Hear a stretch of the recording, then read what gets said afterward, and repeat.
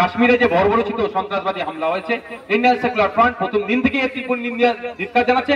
কলকাতাতে আমরা অলরেডি এই হামলার প্রতিবাদে এবং কেন্দ্রীয় সরকারের ব্যর্থতার দায়ী যাতে নাই সেই মর্মে আমরা প্রতিবাদ মিছিল করেছি। আজকে এখানে দাঁড়িয়ে বলছি, যে সমস্ত খুনিরা কাশ্মীরের মানুষকে আজকে প্রশ্নের সম্মুখীন করে দিল, কাশ্মীরের মানুষের রুজিরুটি নিয়ে প্রশ্ন তুলে দিল, দেশের যারা শত্রু, কাশ্মীরের যারা শত্রু, আপামার জনগণের যারা শত্রু, এই খুনিরা একটাও না ছাড় পায়। তারা যেখানে থাকুক না কেন খুঁজে বার করে ফাস্ট ট্র্যাক কোর্টের মাধ্যমে বিচার করে 6 মাসের মধ্যে তাদের ফাঁসির ব্যবস্থা হোক। দেখুন, কেন্দ্র সরকার বা রাজ্য সরকারের যে প্রমিস গুলো করে ক্ষমতা এসেছিল সম্পূর্ণরূপে ব্যর্থ হয়েছে।